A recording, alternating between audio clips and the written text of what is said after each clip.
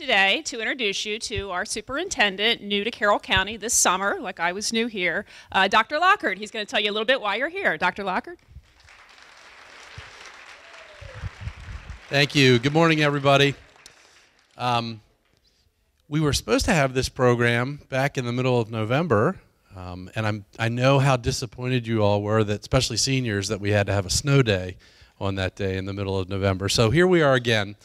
An important topic to talk to you about today, so I appreciate everybody's attention. The topic we're going to be talking about today deals with domestic violence and teen dating violence. Now, you might not realize it, or you may realize it, but many of you in this room could be impacted by that to some degree. And so it's important that we provide you with some education and some knowledge about healthy relationships and also signs for unhealthy relationships, so that you're equipped with knowledge to do something about it. We're going to be presenting you with some scenarios today, with some signs to be looking for, with some things to be thinking about, and then most importantly, some resources. So if you're ever in a position where something doesn't look right, or seem right, or feel right, you'll have the resources that you know who you can go to or what you can do. We're very proud to bring this educational opportunity to you in a partnership with our state's attorney's office.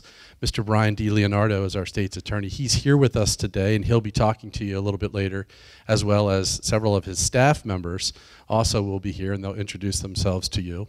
I want to thank Chris Tobias. I don't think Jim Rodriguez is here today, but our Carroll County Public School staff also for working on this presentation for you today.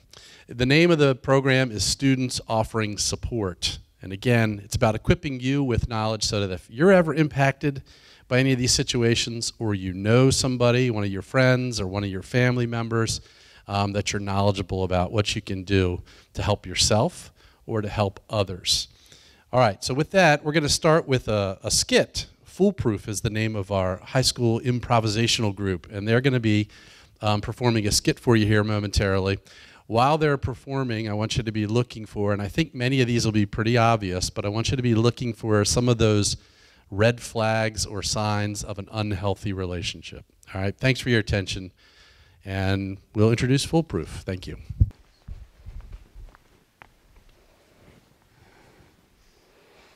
So my friend knows this guy. His name's Parker.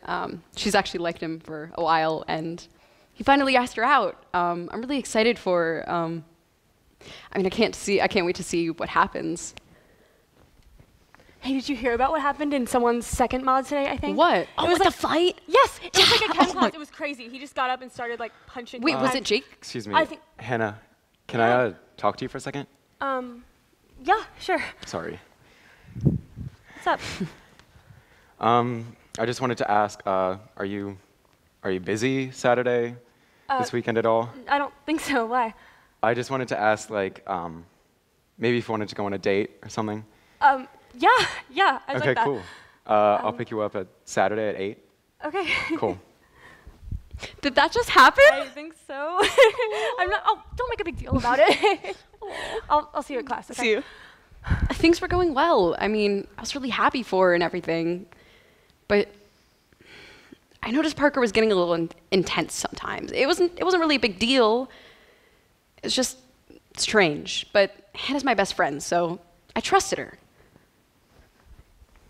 Do you want to study tonight? Because I know that test is on Friday, and I'm busy tomorrow. I have practice tonight. You do? Yeah. Could we Well, FaceTime, Hannah, like, can we after? talk? Can you give me a second? No, now please. Whoa, what is your problem? What is your problem, Hannah? What? I was calling and texting you all night. Can you please No, stop me? Hannah, are you even listening to me? Yes, I'm listening. Just What did please I just quiet. say? I said that I didn't text you back. Yeah. Do you want to explain that? I was at the movies last night. I wasn't going to go on my phone. Okay, you didn't check your phone at all today, seeing my texts. I saw like a few. I thought it was too late to respond. Listen, I'm sorry. So you're just a liar. Whoa, what? Are you kidding me, Hannah? No, wait, hold on. Have you forgotten our rule that we have? What? You have to rule? text me whenever you go out. I forgot this once. Give me your phone. What? Give me your phone.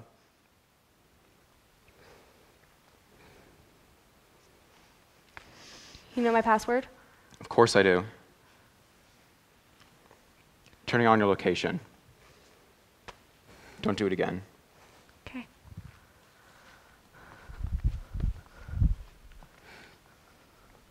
That was weird. Anyway, so there was this one day that I was sick and my parents were out of town. So I asked Hannah if she could come over and hang out with me and take care of me and whatever. And everything was going fine. We were having fun and watching movies and stuff. And then Parker showed up. Hey, do you want me to go get you some food? Because I know you're probably really hungry, like soup Oh my or gosh, something. I'm starving. Oh my gosh, I would love you if you went to Chick-fil-A. Okay, hold on. Let me just make sure it's open because I think it closes. I think it is. Is that Parker? Yeah, just He's texting you a lot, you know. hold on. He's outside. What? Hold on, give me a second. Why are you here? Do you want to let me know what's going on here, Hannah? I What you're doing at your friend Allie's house? Yeah, Well, we were supposed to have a date tonight, I know. Hannah. I told you that. I drove all the way here and just to see you with your little friend Allie. I She told doesn't you even she's care sick. about you, Hannah. Whoa, hold on. No, she's sick. Her parents are I'm the only one who cares about you. Have you forgotten that? Do you even care about this relationship, of course Hannah? What are you talking Well, about? doesn't Of course seem like I you do. do. What? Okay. I was No, sitting you're here not by listening to me, Hannah. Are you even listening? Parker! What are you doing? Nothing. Get better, Allie. Are you okay? Yeah, I'm fine. You don't look fine. He just grabbed you, didn't he? I know. I wasn't looking at him. I needed to pay attention because he was. No, he should not be touching you like that. What do you know about it? You watch one video in health class, suddenly you're an expert. I know that you're my best friend, and I know that you shouldn't be grabbed like that. I know that that's not a healthy relationship. Whoa, okay. That's just. You know nothing about us. He loves me. No, he does not. Whoa, what do you know? You don't know anything about love. Have you ever dated anyone? Hannah. I have to go. I don't.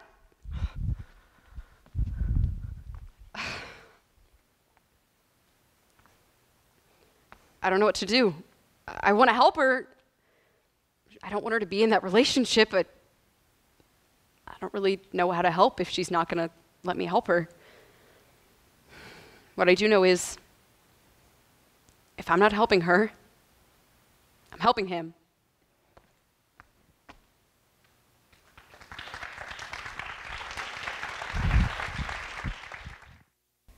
Morning, everyone. My name is Ashley Paymer, and I'm one of the prosecutors with the Carroll County State's Attorney's Office, and I work in the Special Victims Unit. Today, we're going to talk about some issues and what you can do if you're the Allie in that situation with Hannah and Parker, and what signs to look for. So what is teen dating violence? Teen dating violence is the physical, sexual, psychological, electronic, emotional aggression within a dating relationship. And I think we saw a lot of examples of that in the Foolproof skit. We'll go into that a little further in a couple minutes. So who does it impact? So I'm going to ask the first 5 rows, rows A through E, to stand up. Come on. I know, get up. Get up. It's a little bit of exercise this morning. So take a look, everybody. This is the amount of girls that are impacted by teen dating violence. It's a lot. Look around. In this room, that's the number of people. Now I want the last 3 rows to sit down. And keep standing up the first 2 rows. Yep, you guys can sit. You guys can sit. These are the number of guys who are impacted by teen dating violence. Kind of surprising, right? Okay, now you guys can sit. Thank you. So teens who experience teen dating violence are more likely to experience symptoms of depression and anxiety, engage in unhealthy behaviors like smoking, drinking, using drugs, exhibit antisocial behaviors, think about suicide, and be a victim of teen dating violence in college. So the Foolproof skit, we saw some red flags about violence. Did anybody raise your hand if you saw signs of physical violence? And I think we can all raise our hands, right? When Parker grabs Hannah the first time, and then when he shows up at Allie's house and grabs Hannah by the face.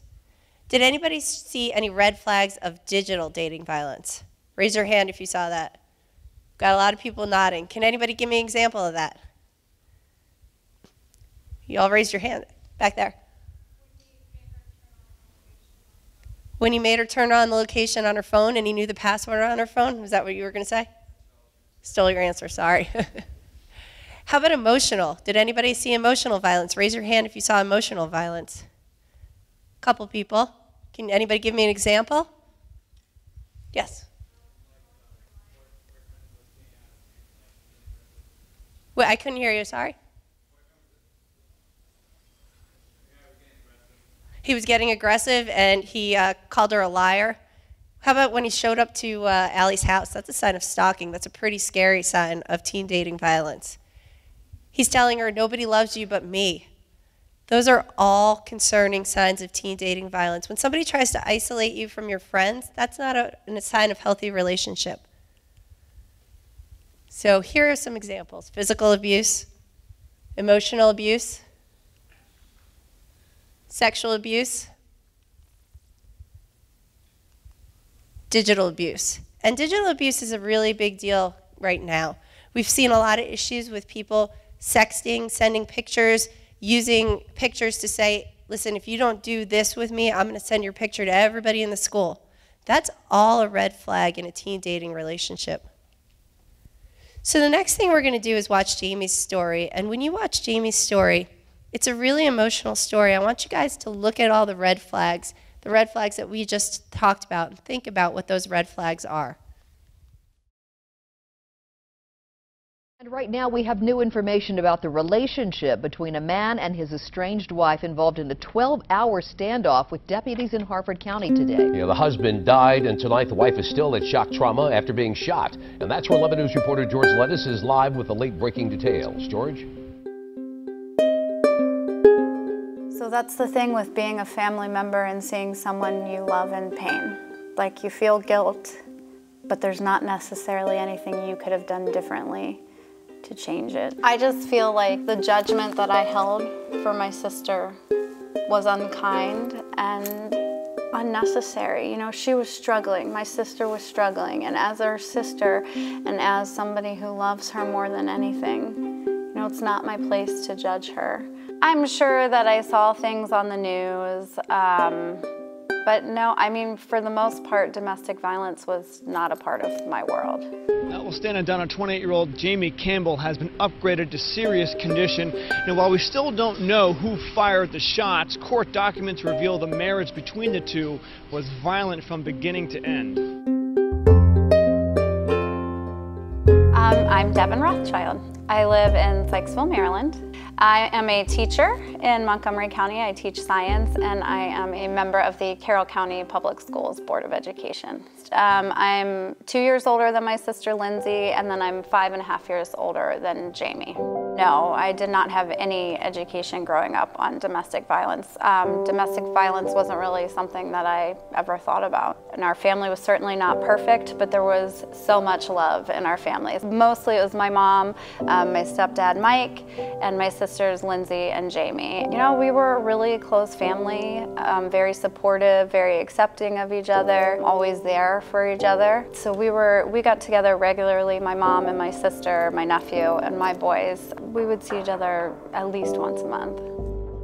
My sister and I weren't always close. I was 5 years older than her, so we were kind of at different stages. When she was a baby, I remember, you know, I was 5 years old, so I remember just anytime she would cry, I would run to her, you know, wanting to be that big sister. When I went away to college and grad school, we grew further apart, but once she had her son, we got very close. I'm very close to him, and so, you know, he's 12 now. Jamie started dating somebody. I was really happy for her because she was really happy. And Caden, who's her son, had always been the man in her life. And that was the guy that she always loved. She met this guy through friends on Facebook. And she just was happy. She was really happy. And looking back now, there were some things that seemed a little off, but I didn't recognize them at the time. I didn't meet this guy for months and months and months. And you know, when I would ask, well, when do I get to meet him? He sounds great. She would say things like, well, we're trying to focus on a relationship right now. And That was just something unusual in our family. And then after a few months, you know, I stopped seeing her as much, and I couldn't get her to return my calls, and we weren't getting the boys together as much, and she would just say, well, I'm really busy. So it went on like that for a while, and so, you know, there was some friction between us at that point. She ended up marrying him about a year later. I think I met him one time. It was just for a few seconds, and I said, hi, I'm so glad to meet you. He shook my hand. I remember came home and my mom was there, and she said to me, Devin, I have something to tell you. She said, Lou hit Jamie, but he apologized. You know, he said Jamie says it wasn't a big deal. I would hear those stories every couple of months. You know, my mom would call me and say, well, I have to have Kaden this weekend because Lou hit Jamie and she's in a lot of pain. She has a broken rib. And I would say things like, Mom, what is going on? Like, what are we gonna do? And we would talk to Jamie, and she would always have some reason, like it was an accident. It was her fault. She started it. She hit him first. Like at the time we were hearing the story, it was a big deal and he hit her. And then when we would go back and talk to her, it would be, no, it wasn't as big of a deal. You guys are making this a big deal. It's not a big deal. It was my fault. And so as time went on, you know, you're not sure how to help that person. And I came to find out the reason Jamie never left him was because he threatened to kill her and her son. So she would reach out at first, but then the threats got bigger to her, I think, and she was terrified for her life and for her son's life. She called 911 a bunch of times, yeah, and my mom did too. The police got involved. I remember one time he was hitting her, and she and her best friend ran and left and went to her best friend's apartment, and he followed them and was kicking in the door, and she called 911 then. She did finally get a protective order against him, which she just kept breaking. She moved in with my mom and was trying to file for divorce. And at that point in time, there was a protective order against Lou. There were cops patrolling the area. At that point in time, there was some serious concern that Lou was gonna do something physical, very physical to her or my mom or my nephew.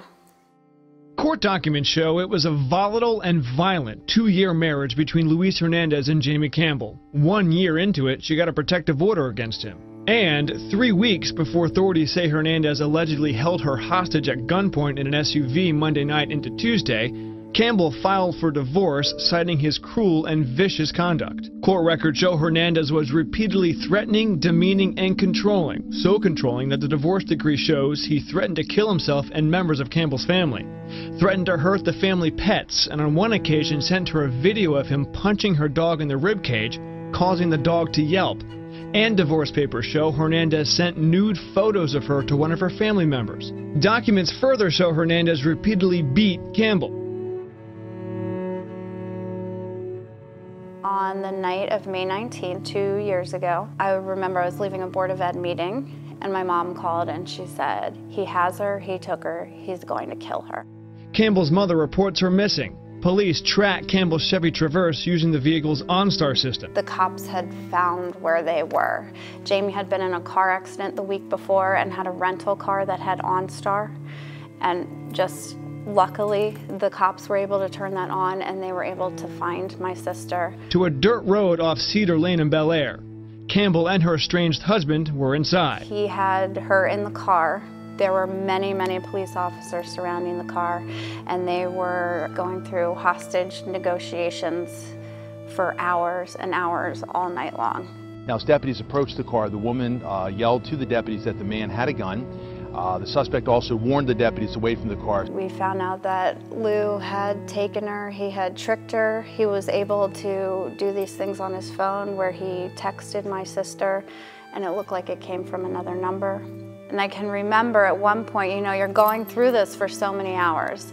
And I remember looking at my sister's best friend at like 3 in the morning thinking, this cannot actually be a thing that's happening. Like, this is not a thing that happens. And I said to Jen, I said, I'm waiting for the camera crews to come out. Like, this is a Lifetime movie. This is not something that happens to real people in real life. This doesn't happen to my family. This doesn't happen to my sister. But it was happening. I mean, it happened. He'd had my sister for almost 24 hours, and Lou made my sister call my mom to tell her goodbye. Officers retreated. Negotiations lasted until Tuesday morning when authorities learned this. The husband in this case was having the wife call his family and having her say goodbye to them on his behalf. That's when sheriff's deputies took action. You know, I'm a mom, so watching my mom have to say goodbye to her daughter, and that's my baby sister. And I remember just like falling to the ground and screaming as Jamie's giving my mom instructions on to make sure that Caden knows that she loves him, to make sure that Caden's taken care of. He had his head in my sister's lap, and the cops started coming, and Lou took the gun and shot her in the stomach. And Jamie screamed, "He shot me, he shot me." She said she heard the cops say, "Put the gun down, we're gonna tase you." And Lou said, "Don't tase me, you better shoot me. If you don't shoot me, I'm gonna shoot her again." And he went to cock the gun back, and Jamie started screaming, "He's gonna shoot me again, he's gonna shoot me." And they shot him twice, and he died in my sister's lap. Shots were fired. Hernandez was killed. Campbell was shot in the abdomen. My mom and my sister's best friend and I went downstairs, and she said, "Lou's dead. The police killed him, but he was able to get a shot off on your sister."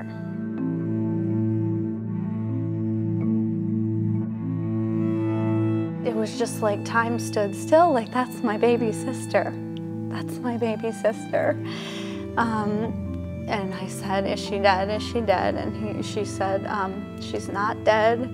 It was a through and through. Of course, I had no idea what that meant, but she was saying it like it was a good thing. The helicopter's going to take her to shock trauma, and we're gonna go to shock trauma. And they had to take her back to surgery immediately, of course. And this was the second worst part of that night. The first part was hearing that call between my mom and my sister. The second worst part was when I saw her for the first time after surgery. I knew she had been shot, and I was prepared for that. But when I saw her, what I wasn't prepared for was how badly he had beaten her throughout the day. So her face was almost unrecognizable. Yeah, she couldn't even open one of her eyes. And I remember going in, and she saw my mom, and the first thing she said was, "Mommy." You know, she's 28 years old.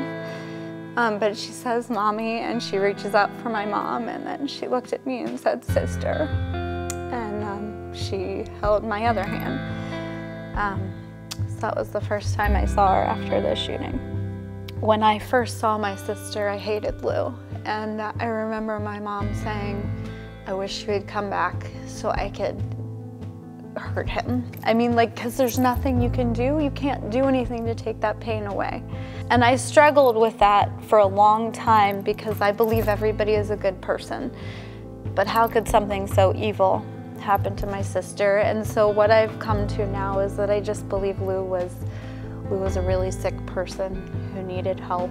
So after this situation, it was really bad emotionally. The physical part, she could do that part. Like, she could work at that part.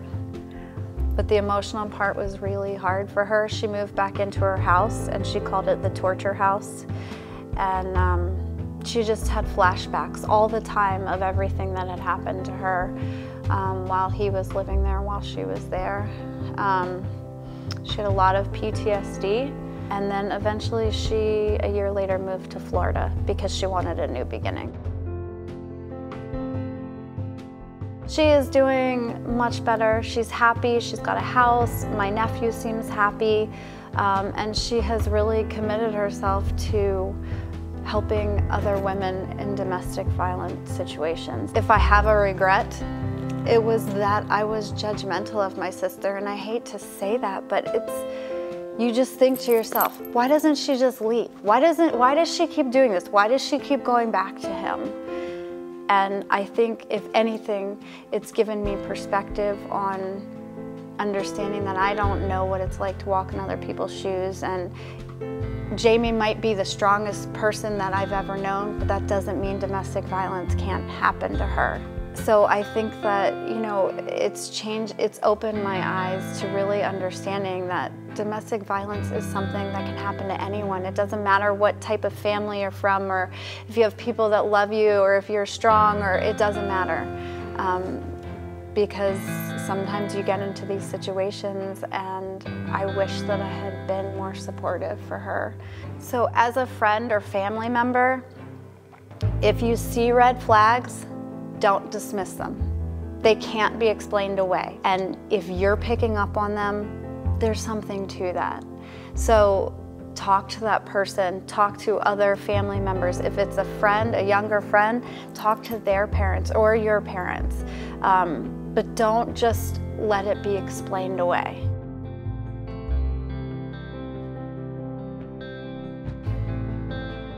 I think that it's really important that we as a community are okay with talking about domestic violence and taking away the stigma that it couldn't happen to you or that it only happens to certain people. I think it's incredibly important that we're talking about this in our schools because it can happen in high school, it can happen that young, and it's important for people to know that there are resources out there. There are people that you can go to that can help you before it gets too far.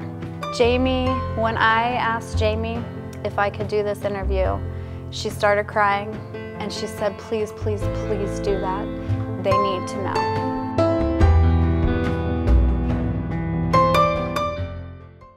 Another situation like Jamie's doesn't happen. So, did any of you guys see any red flags of physical violence even before she was taken hostage by Lou? Raise your hand if you saw signs of physical violence that Devin talked about before Jamie. Okay, we've got one. Anybody else? Okay. Can anybody give me an example? Her mom called and said Lou hit Jamie. And it seemed like for a while everybody was Jamie was downplaying it and everybody was listening to Jamie. But somebody putting their hands on you is never okay.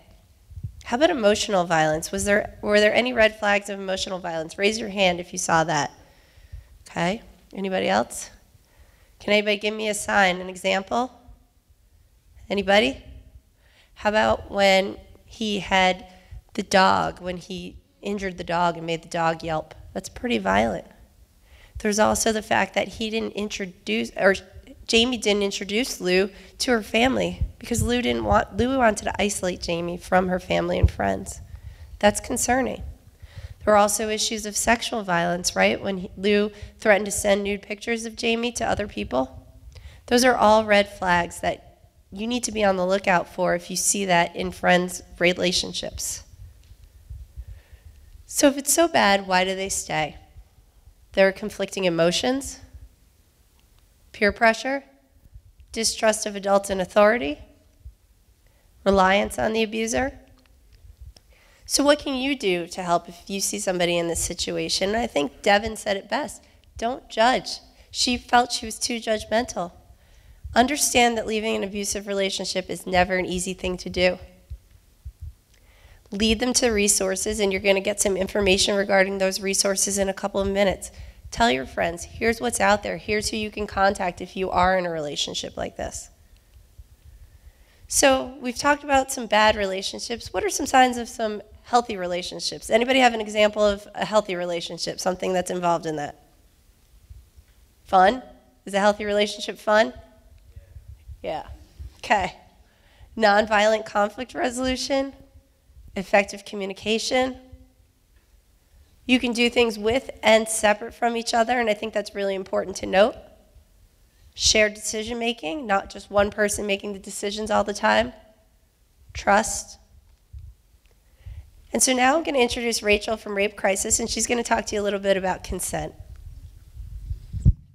All right. right. Hi, guys. So some of you might recognize me from some of your health classes. I come in and talk to you there.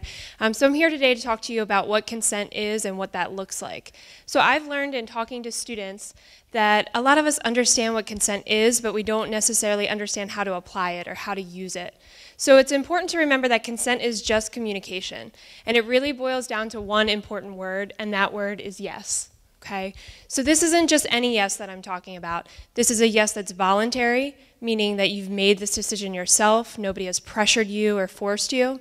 This yes has to be mutual, meaning that both people involved are on the same page and are just as interested as the other person. Okay? This also has to be a sober yes, meaning that if you're intoxicated or under the influence of drugs, that just doesn't count. Consent also has to be affirmative. That means that yes has to be present.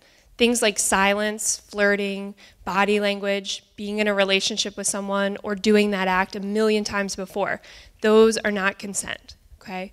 So consent is a right that we all have. You have the right to say yes, you have the right to say no, but it's also a responsibility. And by that I mean it's your responsibility to ask for consent. And I know that that seems awkward or weird to have to actually ask, okay, but it's really important. And it's actually pretty easy. So asking things like, do you want me to stop? Is this okay with you?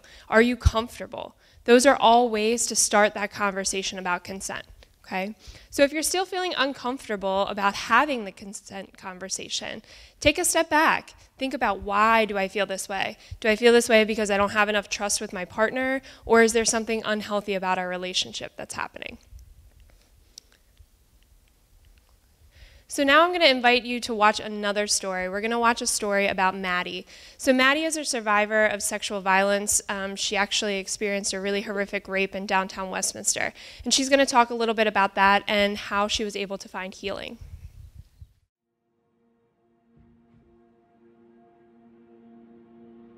It's something that you always read about and you hear about, and you don't think it's going to happen to you, especially not in a cute small little town like Carroll County, or just a small town in general that you've grown up in. I never imagined I would have to go through those feelings, and it's kind of indescribable. It's pain and shame, and it's easy to kind of put the blame on yourself and feel like it's your fault, but it was painful. He ended up taking me by the arm with something pressed against my back off to the side, pulled me over fences and through bushes.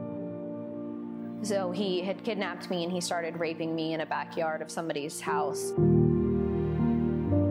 feel happy being here, knowing that it's all over with and I don't have to go through that stuff anymore. And it's a strange feeling, being back in Westminster in general, being right down the street from where it happened.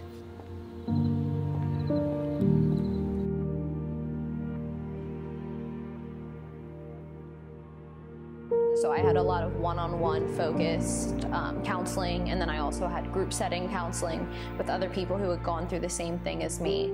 And I was really able to get to the root of what had happened and learn that it wasn't my fault and that things were going to be okay and there was nothing I could have done to prevent it. And I need to remember those things. And they knew what I was feeling. They weren't looking at me like I was crazy, because it was hard for me to put into words, and it's still hard for me to put into words how I felt and how I am feeling. But they knew that, and they had been through it before. A lot of people there have personal experience with what I had gone through, so they were really able to help me, and they genuinely cared about helping me and my family. So there may have been a fence somewhere that's not here anymore. Okay. Where did he grab you then? I think it was down that way. I think it was... If you don't talk about it, there's no way to prevent it in the future, and you're not going to get help. If you don't put it out into the atmosphere and speak about it, then it's just going to boil up inside of you, and it's not going to get better. You're not going to be able to move forward. If you're going through it and you're afraid to talk to somebody and get help, then just push through that, because the worst thing you can do in this scenario is not tell somebody. That's my biggest advice, is just talk to somebody and get help. I've done a lot of thinking about it, and I reread a lot of the news articles and like the text messages I had sent the days after and interviews with detectives. I just feel better knowing that it made me a stronger person. It allows me to help other women who have gone through this and help other men who have gone through this. By sharing what I've been through, I'm able to help other people, because days after it happened, the people who helped me the most are the ones who opened up about their experience and how they actually recovered from it. Being able to help other people is my biggest thing.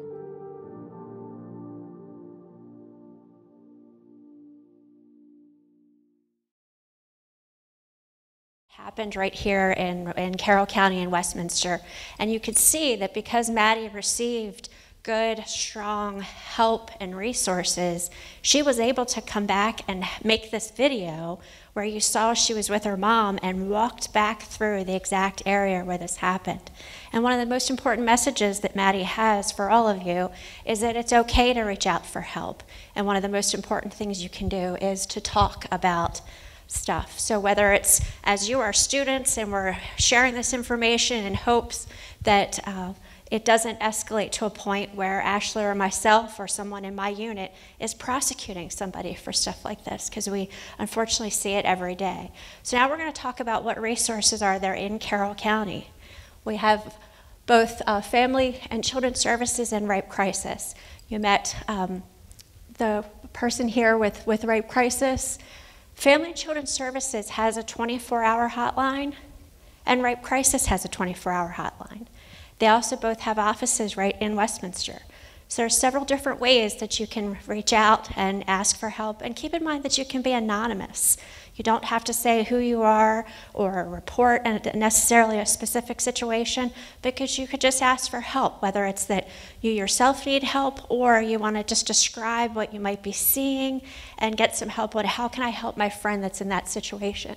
So there's the hotlines, there's the offices, as well as our office. We're basically, available if whether it's Ashley or myself or someone in my unit that I saw that presentation, I can't remember exactly, but they said that there were resources and where can I get that information. So our office as well. There's also some national hotlines. There's the National Teen Dating Abuse Helpline. There's the National Domestic Violence Hotline and the National Sexual Assault Telephone Hotline. And keep in mind, again, it can be anonymous, but there is someone available 24/7 if anyone needs to get advice or talk to somebody about a situation. There's also websites. So if you remember anything, just remember maybe the websites that you can Google them and look them up later. There's loveisrespect.org, onelove.org, thehotline.org, and rain.org.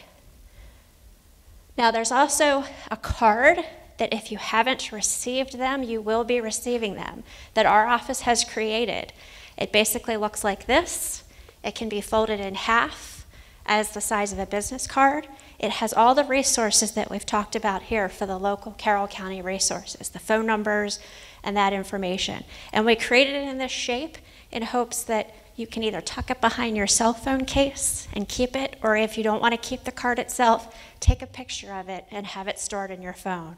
That way, if you ever need it, whether it's as you all are juniors and seniors, or when you go out to your job or move on to college and you need this information, you will have these numbers.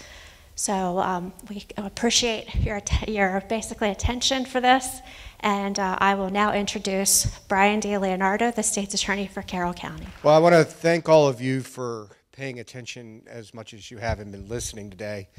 To have people to come and share those really painful stories, they do that because they want to help all of you. I've worked with everyone in the process with the videos and getting them or talking to them about doing that, and I will tell you that their commitment to help you is the reason that those videos are here, and hopefully it's a message that you got to hear today. I want to thank all of the presenters who presented. This is our last presentation. We've gone to all of the schools. Actually, Maddie and Devin have been able to come out to some of the schools themselves to see this, but I'm very appreciative of all the work that our speakers have put in. As a closing message to all of you, as Dr. Lockhart said right off the bat, we call this Students Offering Support. The reason that we do that is we know in varying stages that all of you probably know someone, have heard something, or know and some of these red flags in relationships that are going on. And we don't want it to get to the point that Devin's story or Maddie's story. So what we want you to do is we want you to look out for your friends. We want to arm you with information on how to do that. So when you see those red flags, that you don't just ignore them. You look for ways to help your friend without judgment. And if you don't have a way to do that, you have confidential resources. Reach out. People are there to help you 24/7. So again, thank you all very much for your time and attention today. And with that, I will hand it back to your principal. Well, maybe not. Thank you. Thank you to our guests who presented today. Thank you for the information. And to our students and staff, thank you for your attention today, your cooperation, and your participation. In a moment, I'm going to dismiss you. Reminder, we have 4 exits here, and we're going to give you your cards on the way out. So I hope you have a great day, South Carroll. Go ahead and go. Mod 2.